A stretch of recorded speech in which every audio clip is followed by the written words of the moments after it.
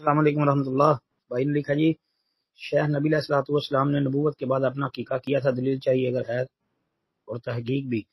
بھائی روایتیں آتی ہیں لیکن ثابت نہیں ہیں۔ نبی علیہ الصلوۃ والسلام نے نبوت کے بعد اپنا عقیقہ کیا، اس حوالے سے روایتیں تو بیان کی جاتی ہیں لیکن کوئی ایک بھی صحیح ثابت نہیں ہے، بلکہ نبوت کے بعد عقیقہ کرنا جن روایتوں میں آیا ہے وہ محدثین کے نزدیک منکر روایتیں ہیں، جس طرح کہ امام بہقی رحمۃ اللہ علیہ نے ایسی روایت کو منکر قرار دیا۔ ان کی کتاب السنن الکبریٰ جو ہے نا، اس کی جلد نمبر 9 صفحہ 300 پڑھ لیں۔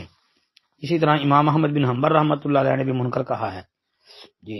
حافظ ابن قیم رحمۃ اللہ علیہ نے اپنی کتاب میں یہ بات ذکر کی ہے۔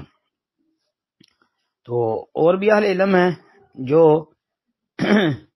اس طرح کی روایتوں کے اوپر کلام کرتے ہیں، اور طبرانی اوسط کے اندر ایک روایت آتی ہے 994 نمبر پر، اسی طرح مصنف عبد الرزاق میں بھی ہے، لیکن ضعیف، منکر اور متروک قسم کے راوی اس کے اندر موجود ہیں، لہذا ایسی کوئی بھی روایت صحیح ثابت نہیں ہے جی۔ السلام علیکم ورحمۃ اللہ۔